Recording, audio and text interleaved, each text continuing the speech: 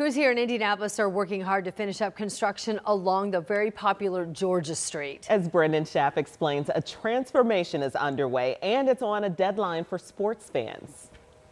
There's a lot of work still being done on Georgia Street behind me, but in just a few months, when Indianapolis hosts the Final Four, that construction is expected to be complete, Georgia Street opened and ready to welcome fans here for college basketball's biggest stage. The work is happening right in front of the new Signia Hotel, close to the Indiana Convention Center. The Capital Improvement Board says that the block of West Georgia Street is expected to be open in time for the Final Four Tip-Off Tailgate.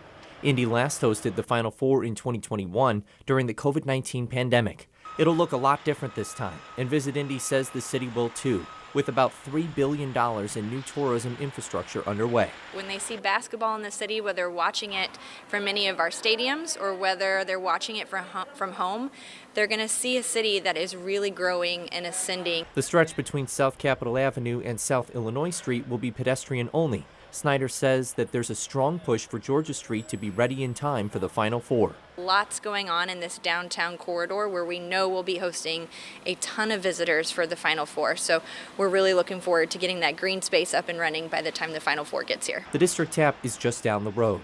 As they prepare for an influx of fans on Friday night as IU plays in the Peach Bowl, they say that's also how it usually is during the Final Four. One of our biggest weekends of the year, having that access down Georgia Street is going to be so much better. Drescher says Georgia Street reopening is welcome news, since their patrons will have less construction to deal with as they make their way through downtown. And I'm sure those people would be much relieved to see that go away. Brandon Schaff, 13 News.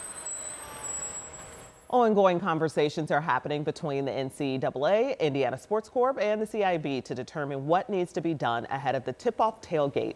And there'll still be some finishing touches needed on Georgia Street after Indy hosts the Final Four.